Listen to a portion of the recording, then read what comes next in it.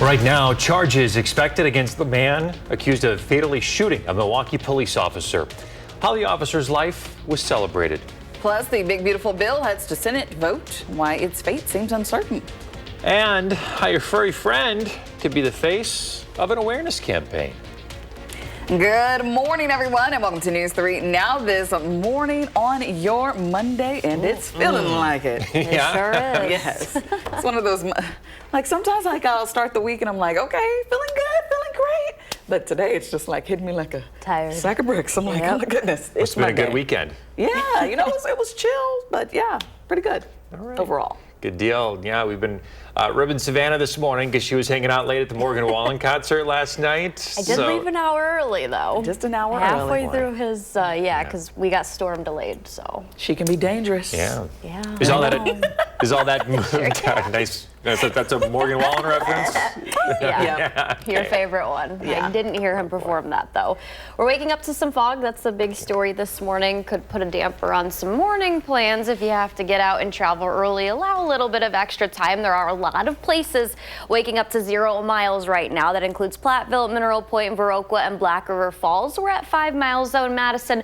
Most of southern Wisconsin is at least waking up to some lighter fog, but several areas, especially west and north of Madison, are waking up to that patchy, dense fog. I do think all of that's going to lift by mid to late morning, and temperatures will slowly start to rise. Our dew points are pretty much exactly where our temperatures are, 66 in Madison, and that is our dew point. We have very high humidity levels, hence the fog, along with clear skies and calm winds. That'll change later in the day with a chance for showers returning. We'll talk about that coming up. Savannah, thank you. New overnight, police are investigating shots fired on Madison's west side after finding multiple shell casings.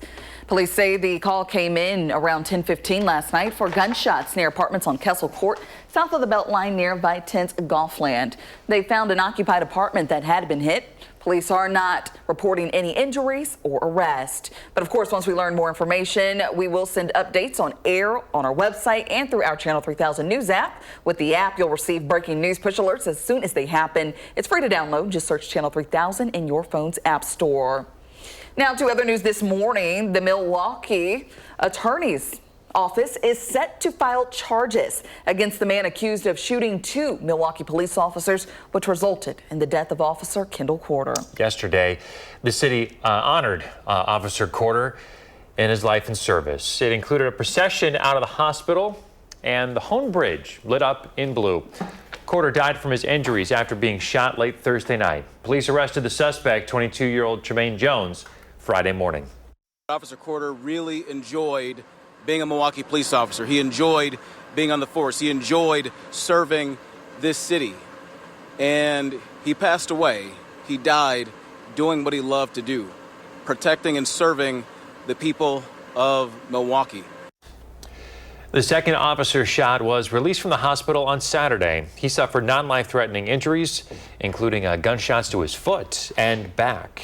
A Platteville man faces charges after a hit-and-run crash involving a bicyclist in South Lancaster.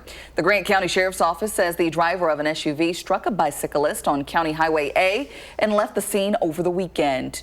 Rescue teams airlifted the bicyclist to the hospital. A short time later, officers found a vehicle parked along County Highway E with damage to the front passenger side and a missing side mirror. The sheriff's office arrested a 54-year-old man who showed impairment signs. He faces charges for operating while intoxicated and hit and run. In national news this morning, President Trump's sweeping domestic policy legislation has an uncertain fate ahead of today's Senate vote. Trump wants to sign it by Independence Day this Friday. Democrats are united in opposition, and most Republicans are united in support of the bill. But if more than 3 of them oppose the measure, it's likely to fail. Senator Tom Tillis says that he'll vote no and then retire at the end of his term. Senator Rand Paul says he voted no on a procedural measure because he thinks the bill would add trillions to the deficit. Alaska Senator Lisa Murkowski wants carve-outs for her state, and Maine Senator Susan Collins is signaling that she'll propose an amendment. Meantime, Wisconsin Senator Ron Johnson now seems to be on board with the big, beautiful bill. He released a statement saying that after working for weeks with POTUS and his highly capable economic team, I'm convinced that he views this as a necessary first step and will support my efforts to help put America on a path to fiscal sustainability. At the state capitol, state justices unanimously ruled that UW nurses cannot collectively bargain under a private sector law. Some view this as a surprising decision from the state's 4 liberal justices, considering it a potential precursor to cases involving Act 10. But constitutional expert Howard Schwaber says the ruling does not affect future decisions about upholding Act 10. You could be, as a judge, deeply committed and deeply convinced that Act 10 is unconstitutional, but nonetheless strongly feel that while it is in effect, it would be wrong to allow, remembering that the University of Wisconsin is a state agency, to allow state agencies in particular to sort of find workarounds and carve-outs to prevent that law from applying to their people. There's no contradiction there. The Wisconsin Supreme Court also recently declined to hear challenges to the state's congressional district maps. Schwaber says this means the issue will likely not impact the 2026 midterm elections. He adds that the ruling has national implications. There is a concern, and a legitimate concern, that every time there's a judicial election in Wisconsin, the majority of the court shifts its ideology and then everything is in play. You know, I read the unanimity of these decisions as the liberal majority saying, we've done some things, we've taken some steps as is appropriate, but we're going to be cautious about stepping into particularly national politics in this way. He says it's difficult to find a purely legal reason why this state court decision wouldn't affect other congressional district cases. Well, if you have a Costco membership, listen up. It's extending its shopping hours for some customers. Costco says that locations will now open an hour earlier at 9 a.m. exclusively for its executive members, though. The company also said that its warehouse will remain open for an extra hour on Saturdays for all members, so they'll close at 7 p.m. The first Saturday with extended hours is this Saturday, July 5th. Some recalls to be aware of if you drive a Chrysler vehicle. The company is recalling more than 250,000 Pacifica and Voyager vehicles to replace the side curtain airbags. The National Highway Traffic Safety Administration says improperly sealed seams could cause the airbags to not hold enough pressure during deployment to limit risk to passengers during certain types of crashes. The recall impacts model years 2022 through 2025. Well, despite sky-high prices, Gen Z is managing to break into the housing market. Gen Z now accounts for 1 in 4 loans issued to first-time homebuyers. Data indicates that they're buying homes earlier than millennials or Gen X did. A big factor is remote work, helping a lot of them leave expensive cities behind. While the housing market has been tight for the last few years, there are signs it may be softening.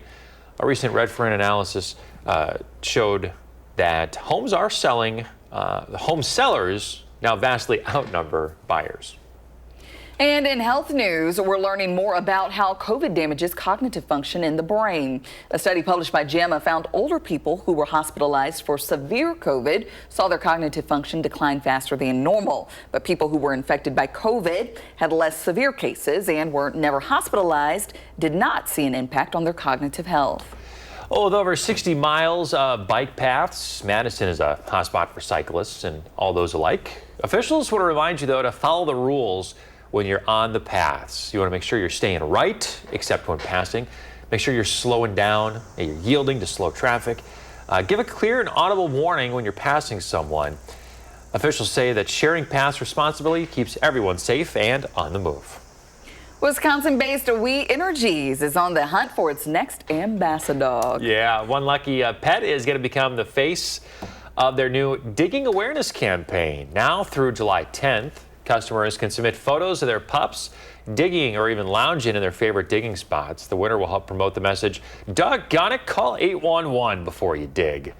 Finalists will be selected for a public vote, and then the crowned ambassador dog will be featured in We Energies safety campaign starting in August. To enter, just head to We Energies website and apply. There you go. Well, may the best doggo win. I don't have any pets, so I can't say what the digging is like. So it would be a tiny hole for my dog. Because she's a little one. Little ankle biter. Yeah. Yeah. That's it. So get those photos in. See if your dog's going to be the next ambassador. Can't I wait love to how see they those played on pictures. that. Yeah. Can't wait to see those pictures. Let's check in with Savannah. What's coming up? Well, guys, we're not waking up to any shower activity right now across southern Wisconsin, but we'll time out these spotty showers that'll return later and when we'll finally see a calmer stretch of weather. Sounds good. And he is coming in hot all the way from down under. Meet the first Wisconsin men's basketball player from Australia.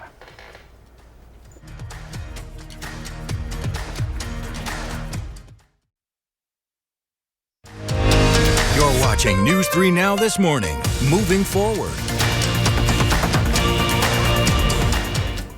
Welcome back. A year ago, an EF2 tornado destroyed a church in Argyle. To commemorate, members of Apple Grove Lutheran held a special Sunday service outside where the church used to be. Our Tanisha Shaw talked to the congregation about their next steps for their new building.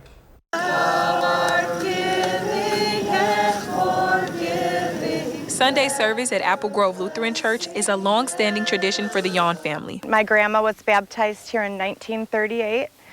So it was her parents were members, and then she was a member, my mom, me, and now my children. An EF2 tornado destroyed the church home that Jackie and her family know and love in June 2024, erasing the physical legacy of 131 years. It's generally like you lost a family member. You grieve the loss, you try to accept it, you cry together, you remember things together. A year later, and the entire congregation is coming together to worship where the church used to be. So now we're kind of having this service today, and it's more like the start of a new beginning. I counted about 50 people here at the commemoration service, where they'll be able to hear a good word and see what their new church home will look like. By spring, we'll be breaking ground. So hopefully by next fall, we'll be ready to go. Pastor Dan Bowman says the plan for the new church home is a long time coming. Emotionally, it's been a roller coaster. In planning for the new building came with difficulties. You have a plan, and then that one falls through, and then earlier, 4 months ago, we lost our insurance. I mean, there's all these ups and downs. The congregation misses their old church home, but they're happy to embrace what's to come. It's going to be a new building, but we get to be back where we started. The building will be different, but we'll still have our church. When all is said and done, I think this will really strengthen all of our faith, but it's been a painful journey. Reporting in Argyle, Tanisha Shaw, News 3 Now. Well, that was Tanisha Shaw reporting as mentioned. And again, we are looking forward to seeing what the church has forward. Apple Lutheran Church is holding their regular church services at Yellowstone Lutheran Church in Blanchardville. But let's now toss things over to meteorologist Savannah Brito, who's standing by planning your day. Good morning. Good morning. Thank you. We're starting off pretty foggy. This is a live look outside of Platteville. You really can't see anything at all. Temperature is not off to a bad start. We'll see them rise back into the lower to mid 80s, so it won't be as hot as yesterday. Still pretty humid out there, though. That fog has expanded eastward. Madison's now down to 5 miles. Wisconsin Dells at a quarter of a mile, but Platteville's at 0. That was the live look I just showed. Mineral Point, Viroqua, Black River Falls, all at 0 as well. So lots of that fog is dense west of Madison, but the rest of us also waking up to some lighter patchy fog, so might want to allow a little bit of extra time. That's because our skies cleared out. We also have winds that are calm, and humidity levels, dew points are pretty much exactly where our temperatures are this morning. We're at 66. That's our dew point in Madison, 67 in Monroe, and 65 in Wisconsin Dells. We also are tracking a couple of isolated showers and thunderstorms. Not for the morning. Will be dry, partly sunny to mostly sunny by the lunchtime hour. Areas near La Crosse out in Iowa could see a few stray showers during that 12 to 1 p.m. time frame. And then can't rule out a couple of very spotty showers. The main line, not expecting strong to severe thunderstorms. That'll move in around dinner time, about 5:30 for areas northwest of Madison. Most of those do look to fizzle out the further southeast that they do travel, and then continues to be the case even further southeast of Madison for areas like Janesville, Waukesha, and Milwaukee. Tomorrow then we'll wake up to sunshine, and that's how most of the day is going to stay. We're not tracking another chance for showers until Thursday and Friday, and overall that's low. I think the better chance will return with a warm front that'll be Friday night into Saturday. So hopefully it holds off for anyone that is planning on going out to any of those fireworks shows on Friday. There's probably a lot going on since it does fall on a Friday this year. It will be hot though, definitely muggy. That's something to note, as temperatures are going to warm back up to near 90. It'll take us into Saturday. Sunday looks like the better half of this upcoming weekend with cooler temperatures, sunshine, lower storm chances, and that'll take us into early next week. So got a couple of nice stretches with much less active weather.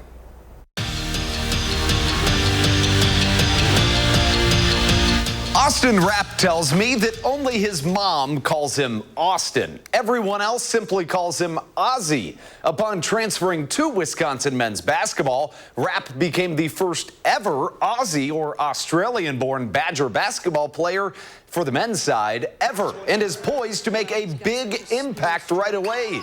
The big man hit 83 three-pointers last year at Portland, and that was the most in the entire WCC, the West Coast Conference, and the second most in the entire NCAA among all freshmen. Add in his defense and his rebounding, and he'll be a star in no time. But for him right now, he's just happy to be in Madison.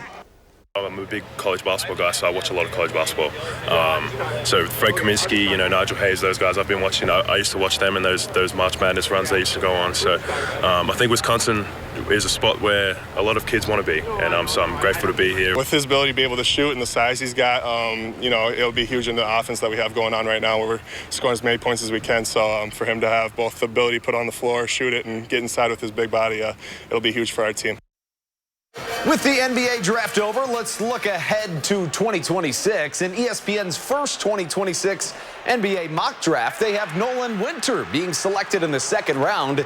If he is, it would mark just the first time since 1987 that a Badger was selected in back-to-back NBA drafts. Surprisingly, John Blackwell is not found in many or any drafts. He's certainly in mine. In Bucks news, the mayor of Milwaukee is going to serve another 3 terms. That's right, make that a 3-year term. Bobby Portis inked a $44 million deal to stick around with the Deer for 3 more years. He's averaged 14 points a game in his 5 years in Milwaukee. And this, you've got to see 17-year-old girls travel basketball in Wanakee, and Team Let It Rain lets it rain. How about Claudia Jenny with the game-winning half-court buzzer beater? This game was tied when she took that shot. Are you kidding me? Congratulations, Claudia. The Brewers have the best record in baseball in the last month plus, looking for the sweep against the worst team in baseball. In the 5th, Christian Yelich keeps his bat hot. This solo homer put the Crew up 2-0 and marked his 17th RBI in his last 10 games. But just when it looked like it was over, Colorado climbed back, spoiling the sweep in extra innings, 11 innings in total, as the Crew lose 4-3. That's your morning sports fix. Have a wonderful week. And still ahead, it's being called the new smoke break at work and the slipperiest competition you may ever see. We're back right after this.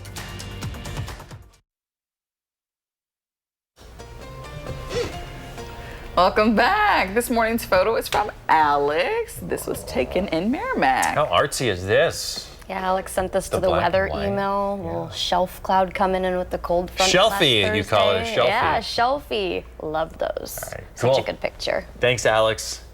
Trending this morning, some slippery summer fun in Massachusetts. Have you ever seen the greasy pole competition in Gloucester?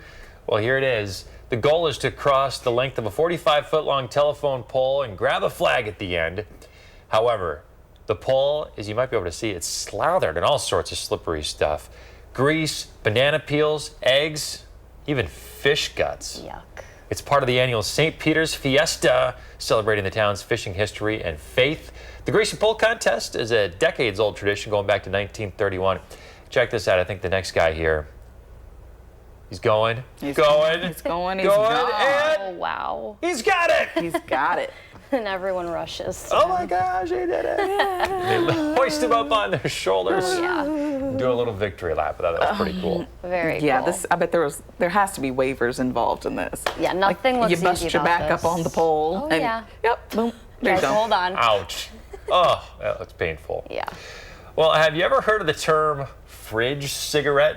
Nope.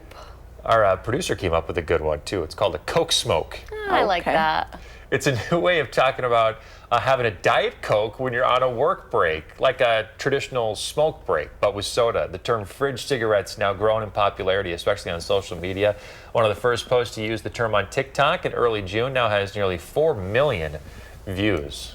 There you You know, have the it. modern day smoke break. Yeah, people are coming up with more and more things, and people are running with it. Coke sounds better though. The Coke smoke. Coke smoke. Having a Coke smoke or a smoked Coke. Backwards. Well, I guess, yeah, I don't know how I don't know that if comes you over want. either. I don't know if you want to go smoke some Coke when you're on break Probably at work. not. But, I don't know how that would come over if your boss heard you saying that either. So, yeah. Yeah, probably not. Just take your break and just, Eat just some lunch outside. take your break. Look That's at the all it's called. clouds. Take your break. Yeah. maybe a walk around the building. Yeah. Don't go too much into Tour it. in the neighborhood, Yeah. stroll through the neighborhood. Yeah, well, there will be good times to get outside the next couple of days. Tuesday and Wednesday look great. We do have a couple isolated showers later today, and then that dry stretch of weather. I'm looking forward to it because it's been stormy with a chance of severe weather. Not every day. Yeah, nice little break. All right, we're back after this.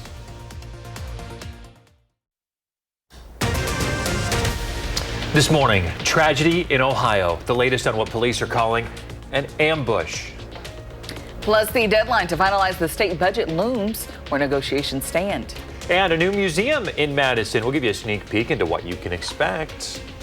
Good morning, everyone. Thanks for tuning in on a Monday to News 3 Now This Morning. I'm Chris Stanford. And I'm Kyrie Unley. Thanks for waking up with us this morning. Hope you had a fantastic weekend and hope that you're not feeling those Monday blues and you're up and at 'em this morning. Carrie Ann's been saying, oh, it's such a Monday. It feels like a Monday. Oh, yeah. It feels like the morning just, like, I'm just like, normally I'm just like, it doesn't even feel like Monday. Feeling good, feeling great. But yeah, there's just been some Monday things that have already happened this morning that I just feel like it's just that Monday feeling. We got this. So just send Kyrie Ann some messages. Yes. Send her some DMs on the socials and give her some positivity and some encouragement this morning. I'm good now. The beginning of the morning was a little rough. it was a little rough. Yes, but we're good now. We We're worked smooth it out and sailing. we are humming along. Exactly. Let's get to Savannah, who's also feeling a little Monday this morning. She was up late for the Morgan Wallen concert last night. Hey there. Hey guys, yeah, the concert was really fun. We did see a storm delay though, and we are tracking a couple more isolated showers later in the day. Not expecting any strong to severe thunderstorms though. A lot of visibility issues. We are waking up to some patchy, dense fog, especially just directly west of the area, Viroqua, Platteville, and Black River Falls, and now joining them Wisconsin Dells too at 0 miles. We are up a little bit, light patchy fog across Dane County. We're down to 5 miles here in Madison. 66 though our current temperature, humidity levels very high, and our dew points are pretty much exactly where our temperatures are. We've got clear skies and calm winds driving that fog early this morning. By mid to late morning, that'll move out. We'll talk about the shower chances later in the day and when we'll see a calmer stretch of weather ahead. We'll have that coming up. All right, thanks, Savannah. New overnight, shots fired on Madison's west side. Police are investigating after finding multiple shell casings. The call came in around 10:15 last night for gunshots near apartments on Kessel Court, south of the Beltline near Vitens Golfland.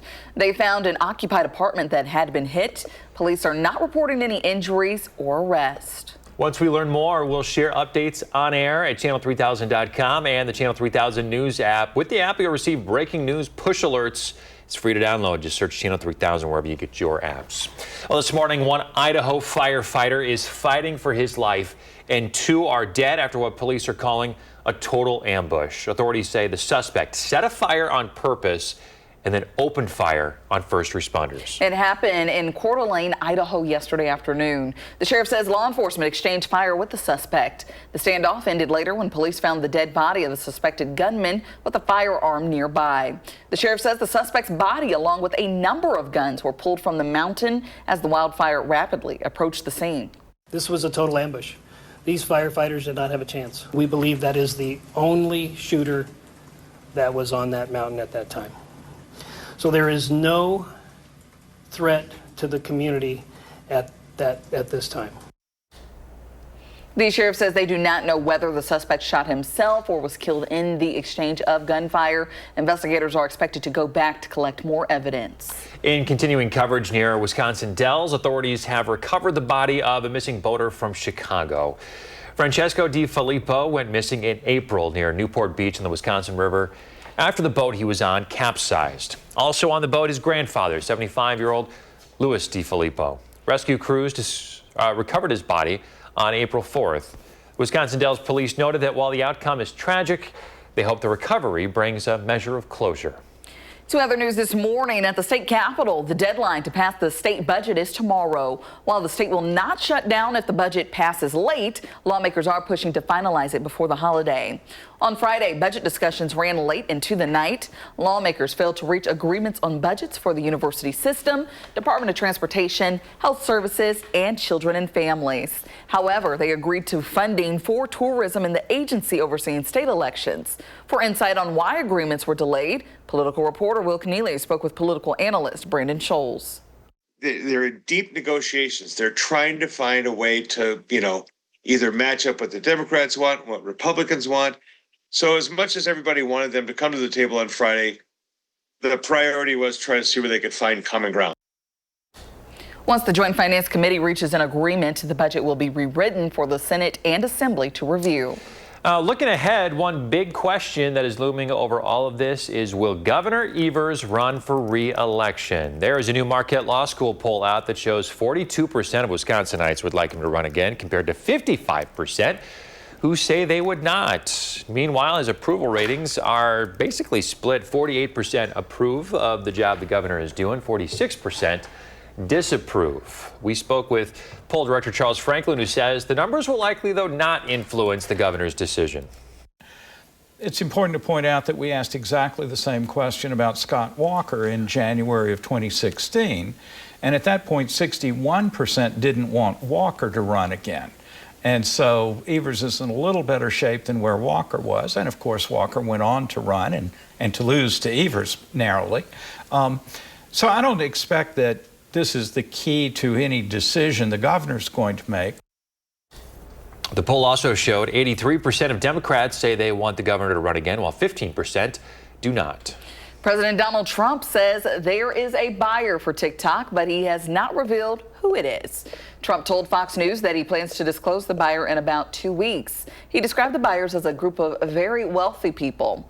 He added that he believes China's approval will be necessary for the deal to close. It has been approximately 5 months since a law required TikTok to be banned in the U.S. unless sold by its China-based parent company, ByteDance. In Florida, controversy surrounding a migrant detention center in the Everglades. It comes after the Department of Homeland Security posted an AI-generated meme that we're showing right here. You can see the alligators represent ICE agents outside the facility. State leaders are dubbing the facility Alligator Alcatraz. They plan to open this next month. It'll be able to house up to 5,000 detainees. Starting today, the National Atmospheric and Oceanic Administration will stop providing certain meteorological satellite data. NOAA attributes this change to updates in a defense satellite program that provides critical information to the military. An internal notice announced that due to recent service changes, data ingestion from the DMSP satellite program will end today. This data has been crucial for meteorologists to monitor and forecast hurricanes. Today, YWCA Rock County will open their new Early Learning Center in Janesville. YWCA Rock County says the center is part of their ongoing commitment to empower families, strengthen communities through accessible early childhood education. Their hope is that it'll increase the availability of affordable childcare in the area. Activities include social skill building, language development, play-based learning, among others.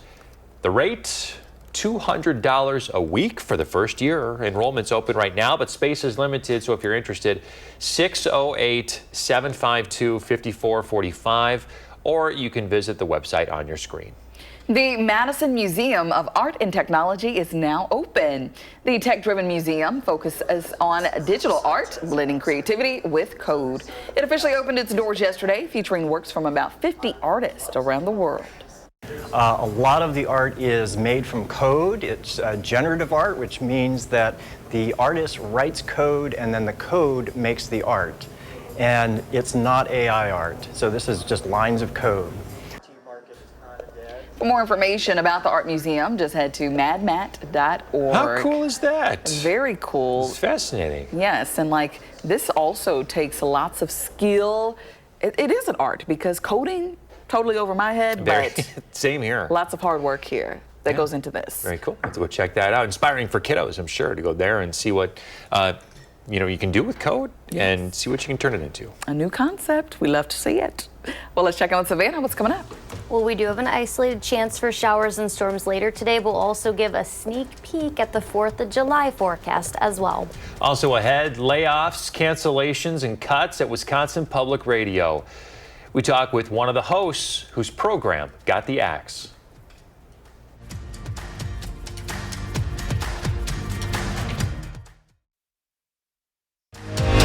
You're watching News 3 Now this morning. Moving forward. Wisconsin Public Radio is ending 4 programs and laying off 15 staff members. It's to address budget shortages and to brace for the potential federal funding cuts that could be coming. One of those programs that got the axe, Zorba Pastor on Your Health. We asked him to come on and talk to us about that. Thanks for coming in, Zorba. How did you find out your show was getting cut? Well, I was in Costco. I checked my email for something else, and there was a note, could you come in tomorrow morning at 11 o'clock in the morning? So whenever you get a note suddenly to be called in, you know it's usually not good news. And I knew they were having financial problems, so I went in. We had a discussion in the morning. Actually, it was earlier in the morning, and told me that the show was being cut, not because the show didn't have good carriage. They were cutting all the national shows. My show, to the best of our knowledge, and a couple of other shows that were there too. So, Data and another show, University of there. Right. How do you feel about all this?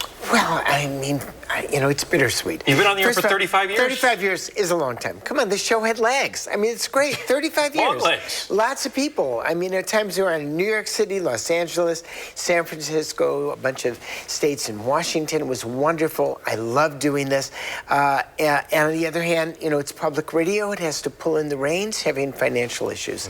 And so I feel very sad about it. I feel sad for the people who are losing their jobs, my producer and my engineer, and those are the people that really bothers me. Yeah, I bet. Yeah. You listed those other programs that were getting cut. Yes. What do you think the impact will be on the audience in our community not having shows like this on the air at WPR? Well, that's the question that they have. They want to make it more Wisconsin-centric. They've decided that's what they have to move for, away from a number of the public shows that are basically national shows.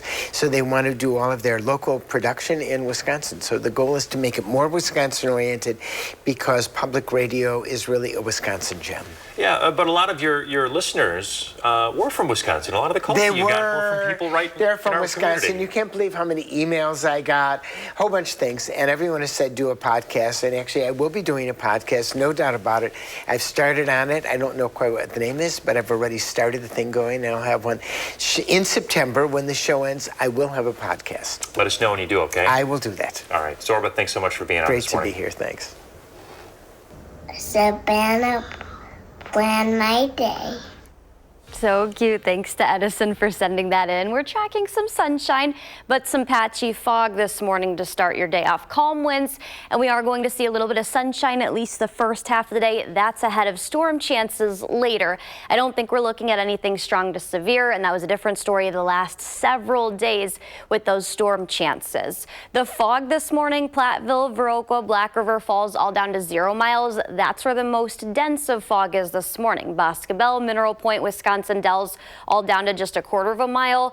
We're still waking up to lighter fog across the Madison and Dane County area, but a little bit better, less fog up to 5 miles here. By mid to late morning, that's when all the fog is expected to move out of here and visibilities will come up. We are expecting mostly to partly sunny skies by mid to late morning. That'll take us into the lunchtime hour, maybe a couple of spotty shower chances northwest of Madison, taking us between about 12 and then 1 p.m. Can't rule out a couple of isolated showers for all of southern Wisconsin. Most, if not all, stay dry, but then we are tracking a line of showers and thunderstorms about dinner time between 5 and 6 northwest of Madison. As these do travel further southeast, I do think they'll fizzle out, or at least break up a little bit. That'll be the trend that continues further southeast in comparison to Madison. Tomorrow we'll wake up to a lot of sunshine and temperatures that are going to be cooler. That trend today, tomorrow, before we heat back up, taking us to the 4th of July holiday. It'll also be breezy. Winds are going to slowly start to increase by later this afternoon into that dinner time frame. That's when winds are going to approach about 20 to 25 miles per hour. The good news is they'll come down a little bit overnight, only looking at about 5 to 15 miles per hour. We are going to see a little bit more rain in the forecast, but we do have a drier stretch finally to talk about tomorrow into Wednesday before isolated shower chances return Thursday. That'll take us into the 4th of July, although I think our better chance is going to be the second half Friday overnight into Saturday. This is Friday morning. A warm front is going to be just to our west.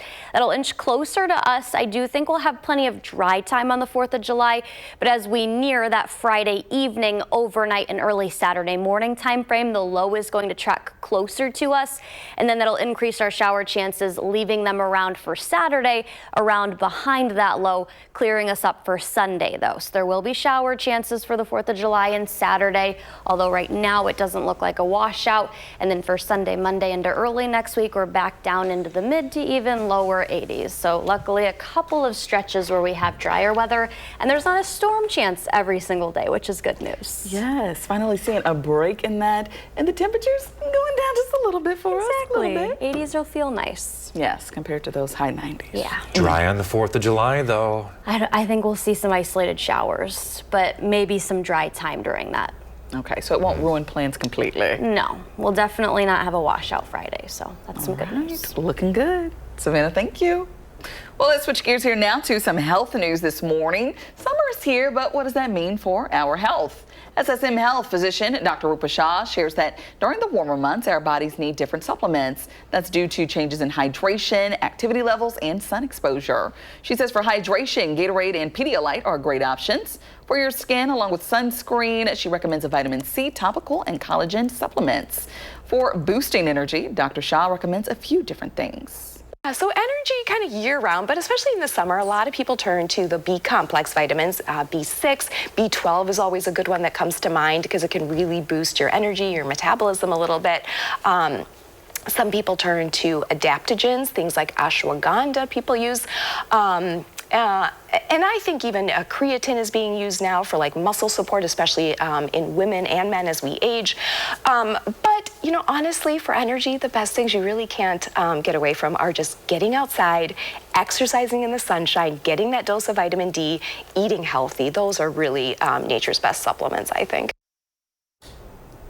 She adds that digestive health is also important because heat and travel can disrupt digestion. She recommends probiotics and digestive enzymes to help keep your gut happy. In Madison, for the first time in nearly a decade, the Willie Street Art Center is opening its doors to the public after a fire forced them to shut down. Art lovers got a unique look at what's for sale during the center's first open house since the blaze. Our Tanasia Shaw has the story.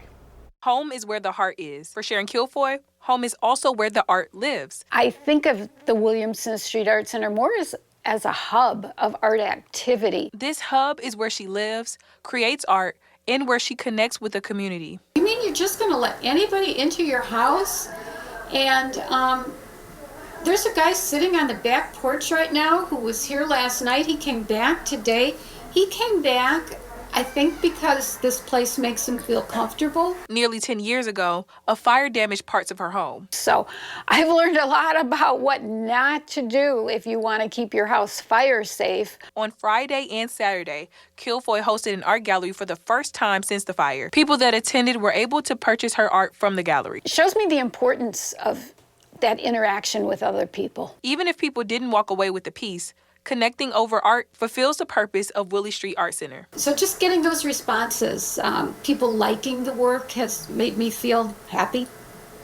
And it's made me realize how important having this feedback really is. The open house ends Saturday evening, but Kilfoy told me that she plans to host more open houses in the future.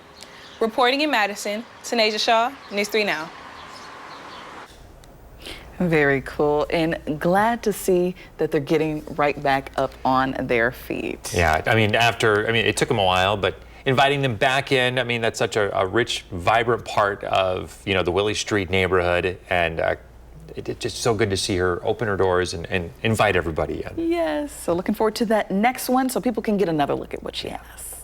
Well, coming up in the morning sprint, we're taking a look at the generation that's breaking into the housing market. And we want to wish a happy 3rd birthday to Madison. He was also the same kiddo who sent us that Plan Your Day video today. Hope you have a great birthday, buddy. We're back with the sprint next.